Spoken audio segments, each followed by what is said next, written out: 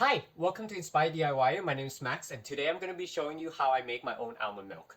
So, just a fun fact, which is sort of sad, but in case you didn't know that the store-bought almond milk actually contains very few amount of raw almonds. I was told by some articles that there's only about 2% inside, and the rest are all just a stabilizer, emulsifier, and all those things that they added for to make it creamier. But we're going to be making our own version at home, and it's going to be creamy and delicious. So let's go over the ingredients. All you really need is a cup of raw almonds and a blender. So here I pre-soaked them overnight, which is why it looks like there's 2 cups in here. It sort of fluff up a little bit. I don't have a golden ratio for these, but the better blender you have, the shorter the amount of time you actually need to soak the raw almonds. So I used to use like cheaper blender than this one, and I would have to soak it a little bit longer. But I left these soaked overnight because I just did it like at midnight and then woke up the next morning to do the recording here. For your blender, it really depends on how good it is as well, because on this one that I got, I can blend it on a medium speed and it will still extract the amount of almond milk pretty well. So generally speaking, people usually do about 1 cup of raw almond to about 4 to 5 cups of water. The less water you use, the creamier your almond's milk will be. I prefer it a little bit thinner. It's still really creamy to use 5 cups of water, and that's just my preference, so I'm gonna go with that today. And I'm gonna be adding this into my blender. And here are my 2 optional ingredients I always add, which is some dates. Dates are generally sweet, so I only add about 3 per every 5 cups of water that I do, or per every 1 cup of almond that I do. Adding about 3 here. So I don't actually like it sweet or anything, but I just add it for like sort of extra flavor as well. I'm going to be adding about 1 to 1.5 teaspoon of vanilla extract. And going in with 5 cups of water.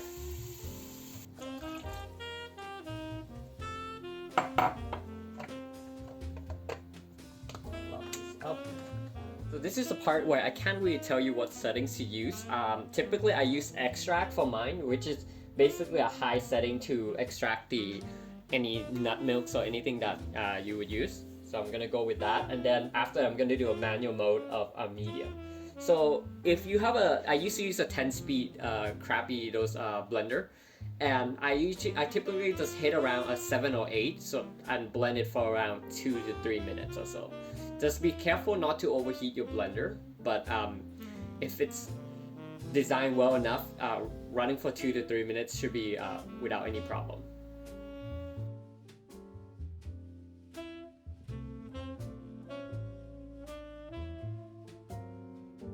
So I ended up doing about 2.5 minutes of blending in total, and what you're gonna need next is, I usually do this combo where I put the stainless steel bowl underneath and then the strainer, and also I have this milk nut bags. You can use cheesecloth as well, but these are just more convenient. You can search them up. It's called like nut milk bag or something like that on Amazon. Maybe I'll put a link so that you can find it easily. And this is already designed so that you don't have to wrap them around like a normal cheesecloth, so it's a lot more convenient, personally speaking. And then you're just gonna be pouring that in. That's really all you need to do.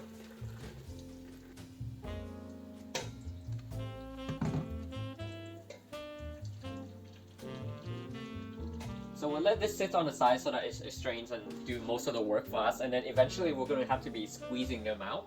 And then you can also save the almond meals, like whatever's left in there, to bake other things. Maybe I'll show you a recipe for that if I think of something good later. But otherwise you can save them to put them in the freezer, or you can put them as fertilizer into your garden as well. Those work well. So I'm going to be putting this on the side, and I'll stop the recording here for now. So now that the nut bags has done most of the work for us, now it's time for to get our hands dirty as well. So I'm just going to be tying them up and squeezing them. As you can see, most of them already came off. You just really want to squeeze it in as much as you can. And I don't know if I mentioned this already, but part of the reason why I prefer almond milk these days is also because you don't have to heat them up. So unlike soy milk where you have to break down the enzymes and like otherwise it tastes kind of like weird and raw. Like with almond milk, you don't have to, and it's a lot quicker. So that you don't have to sit on a pot and watch them all day or whatever. You can move on doing something better for you.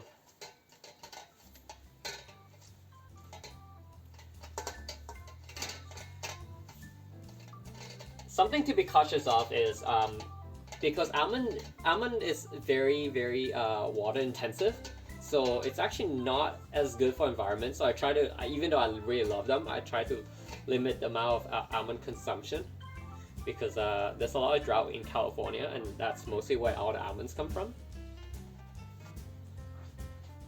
Okay, so you should probably put these in an airtight mason jars. That's probably the best, or you can put it into any sort of jar that you like.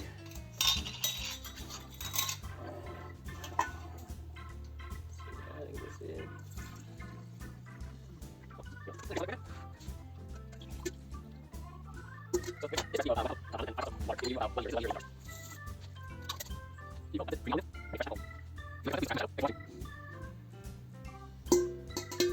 So with this recipe of 1 cup of almond and 5 cups of water, it will yield you about 1 liter. This is a 1 liter mason jars.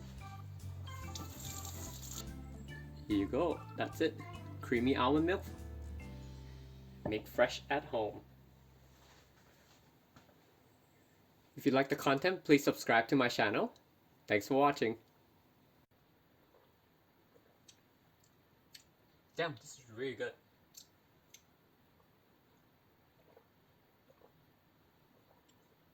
Yeah, try making this at home.